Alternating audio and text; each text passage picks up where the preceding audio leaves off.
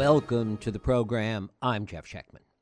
Almost daily, amidst the chaos of the past few years and 2020 in particular, one would like to get into that DeLorean, charge up the flux capacitor, and go forward 50 years and see how all of this will be viewed in the rearview mirror of history in the hope that it might give us some perspective on what we are living through today.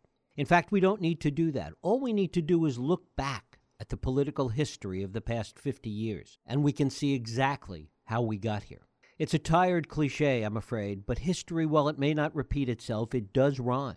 And as we look back to McCarthyism in the 50s, the anti-war and civil rights movement in the 60s, Nixon's response and pushback in the 70s, and the rise of Reagan in the mid-70s, we see with almost GPS precision the map that got us to our tribalism and anger that so deeply divides us today.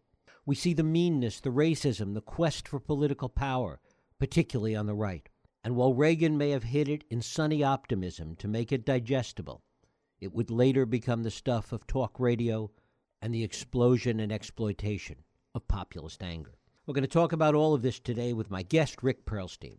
Rick Perlstein is one of our premier contemporary historians and is the author of the bestsellers The Invisible Bridge, Nixon Land, and Before the Storm. His essays and articles have been published in the New York Times, the Washington Post, The Nation, the Village Voice, and Slate. And it is my pleasure to welcome Rick Perlstein back to this program to talk about his latest work, Reagan Land, America's Right Turn, 1976 to 1980.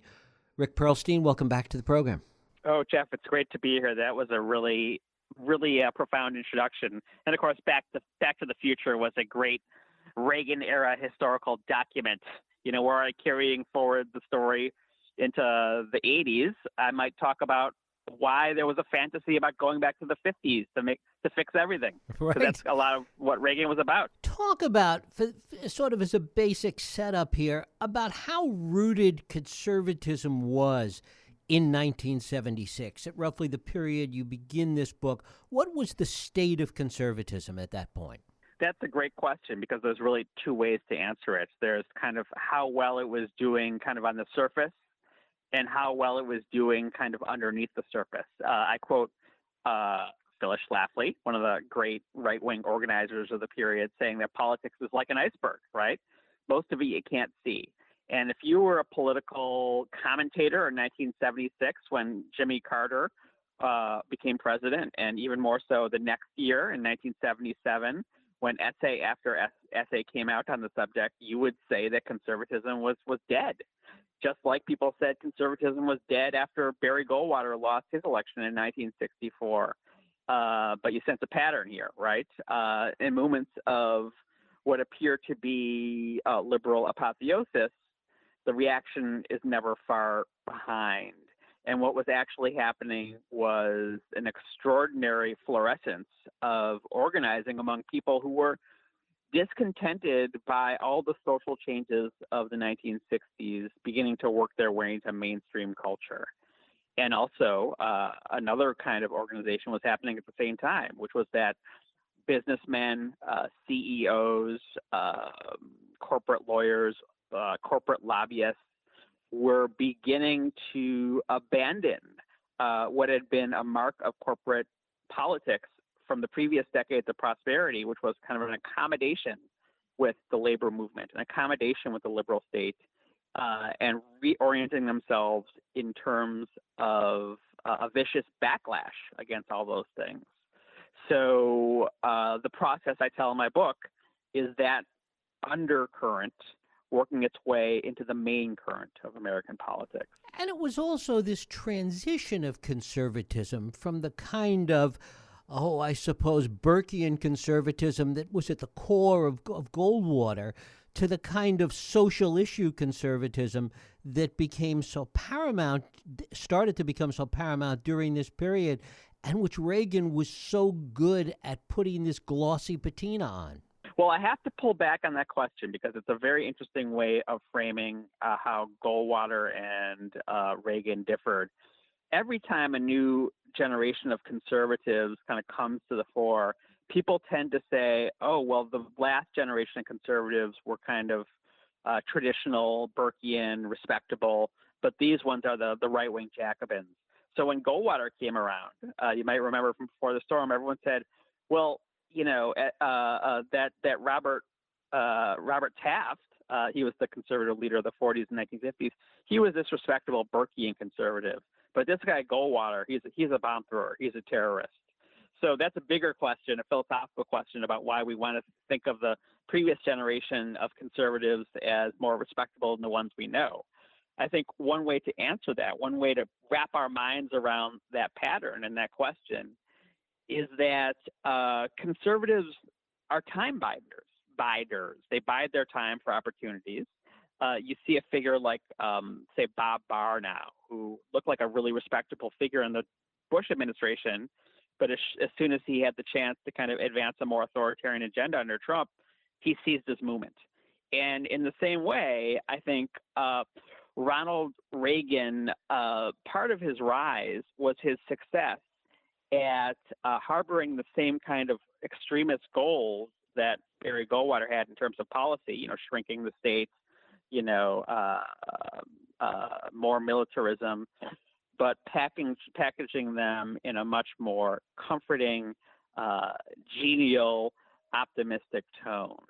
Do you see what I'm getting at? Right. And it really begins, all you have to do with Reagan is go back to the Time for Choosing speech supporting Goldwater in 1964. Right. And so Ronald Reagan was just beginning in the early 1960s to become a figure in conservative political advocacy.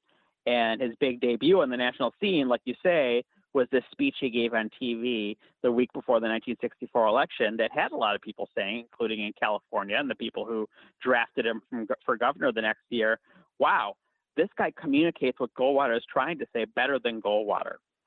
And that's always been Ronald Reagan's gift to conservatism, was his ability to basically be a front man for right-wing ideas in a way that was much more palatable than just about anyone who had come before and pretty much anyone who came afterwards. Talk about how Reagan saw the Nixon years, and I don't mean Watergate, but the Nixon years politically, and how he incorporated that or not into his worldview. That's a great question. Ronald Reagan was a guy who really did see the world in Hollywood terms, in terms of good guys and bad guys, heroes and villains, black and white. And if he identified someone as a good guy, he would just latch on to that conclusion to the bitter end. And never did you see that more than in his loyalty to Richard Nixon. He thought that Richard Nixon was basically had his heart in the right place, that he was conservative. And I think in a lot of ways, his judgment was vindicated. So because when Richard Nixon won his big landslide in 1972 and announced his budget proposal for 1973, what you saw was a very Reagan-like document, a very far-right document. He wasn't able to put it into action because, of course, he was distracted by Watergate. But Reagan loved him. And a lot of the same policies that Richard Nixon was pursuing when they were pursued by Gerald Ford, Reagan was critical of Gerald Ford because he saw Gerald Ford on the other side of that line. He was one of the establishment, moderate Republicans. So he liked Richard Nixon a lot. And when Richard Nixon began, being swallowed up by Watergate, he was a tireless defender. And one of the things I write about in my last book, Invisible Bridge, that really fascinated me was a column by two very prominent political columnists at the time, Evans and Novak, who said that Ronald Reagan's political aides who wanted to make him president were in anguish because Ronald Reagan refused to criticize Richard Nixon even in 1974 when, people were beginning to call for his impeachment. Ronald Reagan would say, oh, the Democrats are worse, or he would say, we really don't know what's going on with this Watergate thing. He said the Watergate burglars were not criminals at heart.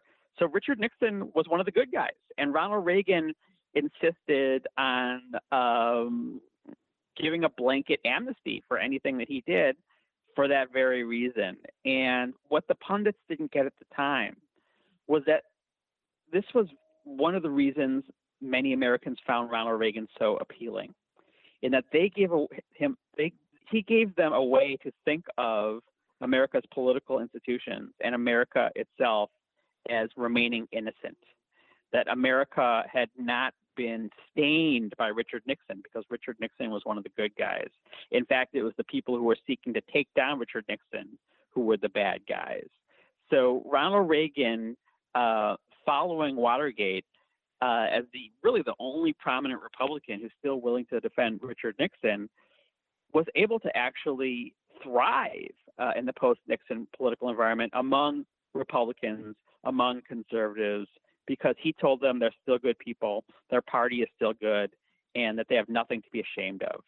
You have nothing to be ashamed of was one of Ronald Reagan's most consistent and powerful messages. How much of that was scripted, essentially? How much of it was specific choices that Reagan and the people around him made, and how much of it was natural and kind of sui generis to Reagan?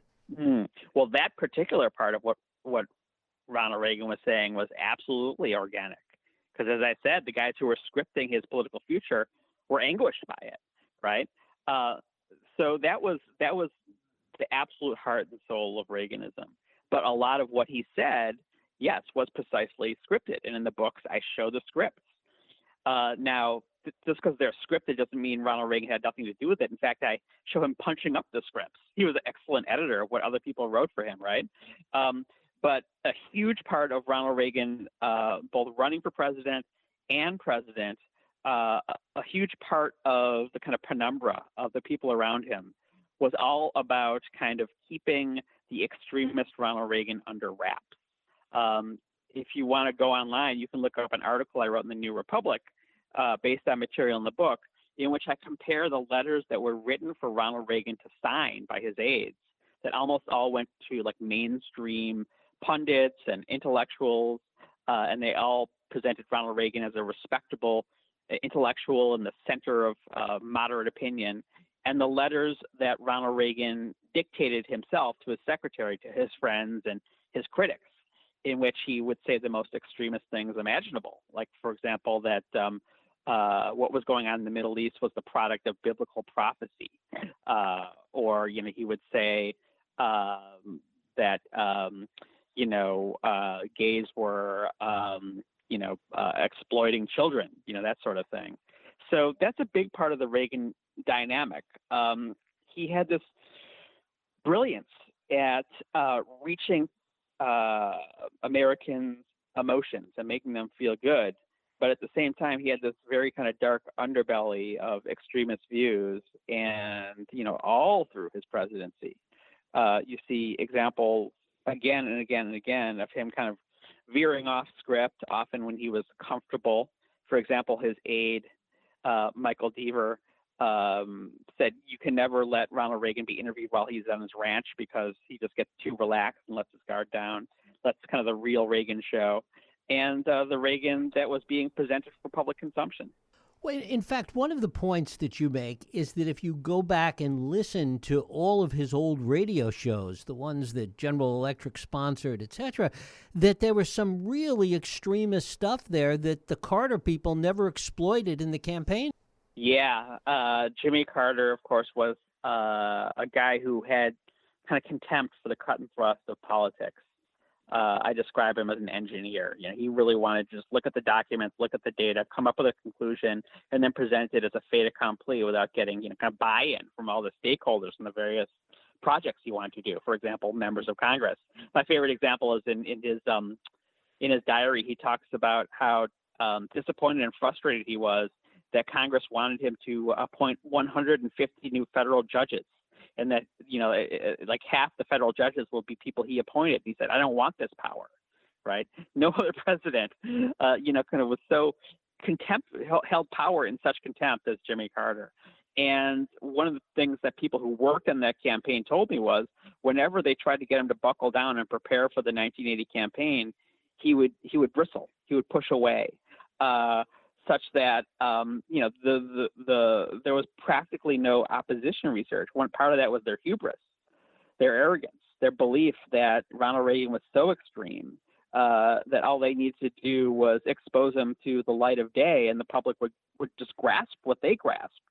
I also produced a memo by one of Ronald Reagan's aides in which he said it's actually the opposite, that this idea that Ronald Reagan is an extremist can't survive exposure to Ronald Reagan, precisely because he came off as such a genial person. So, Jimmy Carter, when they did a practice debate and he lost the practice debate, he just, refused to do the practice debates anymore. And they hired as their opposition researcher this, 25-year-old political science graduate who just basically kind of went to the library and looked up old newspapers from when he was governor, instead of hiring someone in 1977 to, monitor these radio broadcasts that Ronald Reagan was making every day. That was basically how he made a living, as a guy who did these little radio homilies, 5-minute radio homilies every day that were full of crazy things. The idea that nuclear waste could be beneficial for the economy. The idea that the National Education Association was following a script laid down by Hitler. Instead, they had to deal with the Reagan that people were seeing on TV every day, which was the Reagan with the rough edges smoothed off by some very sophisticated political packagers. And yet there were a couple of issues where Reagan's position, when you look at it in this larger context, are still somewhat surprising, particularly with respect to race and immigration. Well, with immigration, he was 180 degrees turned around from the modern Republican Party. He actually revered immigrants. He loved the idea that immigrants still saw America as a beacon of freedom. Even if they really necessarily didn't care about America as a beacon of freedom or not, they just wanted decent jobs, right? But it was very fascinating studying the Texas primary in 1980, which was a showdown between the last two men standing, George Bush and Ronald Reagan, who, by the way, hated each other.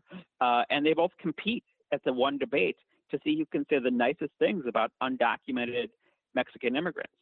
Now, at the same time, almost as soon as that happens, his aides kind of put their political finger in the wind and see that this isn't playing with the Republican electorate and also the kind of blue-collar Democrats that are trying to recruit the Republican Party. And he never says any of that stuff again. He was very good at kind of taking direction from his advisors, but he himself revered the idea of immigrants. And in fact, in his opening speech in 1979, running for the nomination, called for an open border between the U.S. and Mexico. Now, according to, on the issue of race, it's a lot more complicated because, of course, the policies he supported were ruinous for African Americans. I mean, when he became president, he cut the budget for public housing from the federal government by 80%, right? But at the same time, he also loved speaking before African American audiences, and he would say, "Oh, well, they just want the same things white people want, which is safe streets and good jobs and et cetera, et cetera." And one of his most sophisticated strategists, a pollster named Richard Worthlin, encouraged him to speak before black audiences as much as possible. Now, the reason for that was not that they believed they could get a lot of black votes. Black voters are very sophisticated and know exactly who is helpful to them and who is harmful. But what it did was reassure white voters, especially kind of white moderates in the suburbs, that supporting Ronald Reagan was not supporting bigots or bigotry. Even though Ronald Reagan was endorsed by the Ku Klux Klan, who said that the 1980 Republican platform could have been written by a Klansman. So it's a complicated subject. No, I mean, it's a complicated subject. In fact, a lot of African Americans felt so betrayed by Jimmy Carter that they endorsed Ronald Reagan. One of Ronald Reagan's endorsers was Ralph Abernathy, who was Martin Luther King's right-hand man. And it just, it shows the astonishing ability Ronald Reagan had to charm people, his rhetorical ability, his political skill. And one of the things about all this is how complicated it is. I mean, even taking into account what Phyllis Schlafly says about, most of the iceberg being below the water, that everything with Reagan seemingly was more complicated. I like to think so. And, as liberals, we should respect that complexity, but also be able to, in the end, make firm moral judgments about, what's good for the world and what's bad for the world. But if you just, go around thinking that Ronald Reagan, was some kind of pre-programmed robot, who was just kind of playing some script that was completely written for him by, these kind of shadowy corporate backers, you're going to miss it. And just to give an example of that, originally when he was running for the Republican nomination, corporate America was horrified by him. They thought he was way too extreme. They thought he was a terrible front man for their agenda. And it was only with the greatest reluctance that I, kind of document in the book that they managed to make the swing from their favorite candidate, which was a guy named John Connally, the former governor of Texas, to Ronald Reagan. It took some real massaging on the part of Ed Meese in particular. One of the things that's also so interesting is how much meanness, for lack of a better word, was going on below the surface, being Totally. implemented by people like Richard Viguerie, who you talk about, et cetera, and how Reagan was able to keep all of that hidden for so long. Right.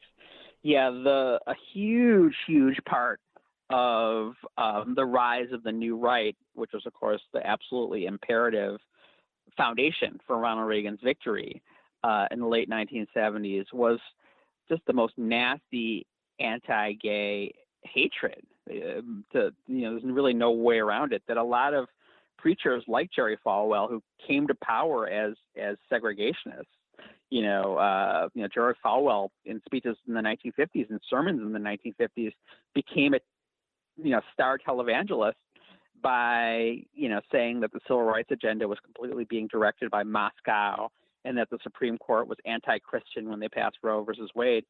Almost seamlessly transferred that kind of racist energy into homophobic energy. And of course, a lot of that played out, in Napa Valley, in the town of Hillsburg, where a state senator from Orange County named John Briggs got onto the ballot, an initiative campaign in 1978 to ban gay teachers from teaching in anywhere in the state, and people who supported gay rights would be banned too. And he actually made Healdsburg kind of the center of his campaign after a very sweet, kindly Mr. Rogers-like teacher there, a hero of the gay rights movement, Larry Berner, came out. And the school board, and I guess Healdsburg must have been a very different place then, more of a rural place and not as tolerant a place, called Berner a moral carcinogenic among the tender treasures of the Heavenly Father. And the board voted to endorse the Briggs Initiative in order to, quote, protect our children from the rape of their minds before they're raped physically. That's the school board president. So, as nasty as anything we saw in the segregationist South, but this is, all over the country, even in states like California. Ronald Reagan actually came out against that initiative campaign, right? But at the same time, and this really gets to what I was saying about the iceberg, he would write letters to his supporters saying, well, this is a very poorly written initiative. It gives too much power to children who can kind of weaponize their anger at their teachers by turning them in. But by the way, if any laws become necessary to keep homosexuals from following their agenda, I'll be the first in line to support them. So he's kind of having it both ways on that particular issue.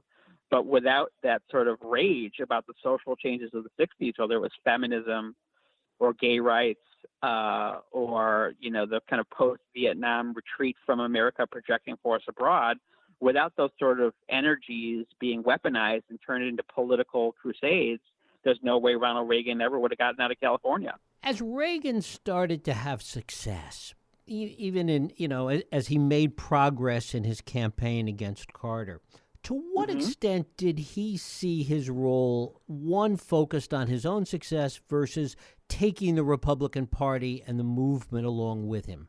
Well, that's a really interesting question. He loved to deny his own ambition. I would say that his most strong psychological wellspring was the belief, convincing himself that he himself was innocent and had no kind of venal ambitions. But of course he did. You don't become president unless you're an extremely determined person. At the same time, I think one of the main reasons he wanted to achieve political power for himself was to turn the Republican Party into a vessel for conservatism and to move the country to the right. I mean, he was absolutely ideological in that sense. And of course, the two wellsprings merged together, right?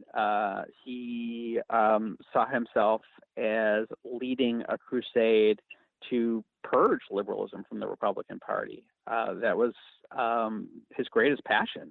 He gave a famous speech in 1975 when, of course, the Republican Party was terribly on the ropes after Watergate, saying that the way to come back is not to become more like the Democratic Party, which was the conventional wisdom of the time, but to turn the Republican Party into the snapping pennant of a fighting faith with no pale pastels, right? The idea, no pale pastels, which is, by the way, kind of homophobic language in itself, but the idea that, we have to be as ideologically clear in proposing an alternative to liberalism, which was responsible for everything dangerous and bad in America and in the world, was really at the core of what he was, even if he was willing to make all kinds of compromises to get there. And really what you come away with is this sense of Reagan, and I think this gets lost a lot, good, bad, or however people talk about him, is Reagan is a really political creature, that he was a really Very good politician. So. Yes, that's absolutely true. And you can see all kinds of tactical retreats. I mean, of course, as governor, he ran, as he always would, as an advocate of low taxes, right?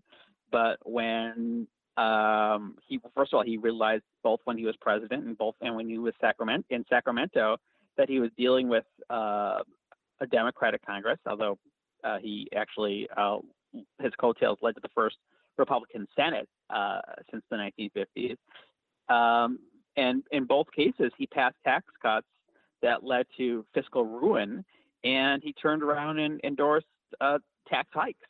In fact, one of the reasons Proposition 13, after it passed, was kind of successful in the sense that, there wasn't a backlash against it until much later, was because the state had such a big fiscal surplus because of all the tax hikes that he had initiated when he was governor. And finally, before we wrap up, a quick bit of speculation on your part. What do you think the impact is going to be of the Trump presidency, of what we're going through now, on the Reagan legacy ultimately? I think it's very easy to exaggerate the differences between Trump and Reagan because, their tenor is so different. Ronald Reagan is Morning in America. Donald Trump is American Carnage. But if you look at something, for example, like Donald Trump, banning federal funds for anti-racist education, the idea that America is not a racist place was absolutely central to Ronald Reagan's appeal to the electorate, right? The fact that both Donald Trump and Ronald Reagan are impassioned about, weakening the ability of government bureaucracy to regulate business, absolutely parallel.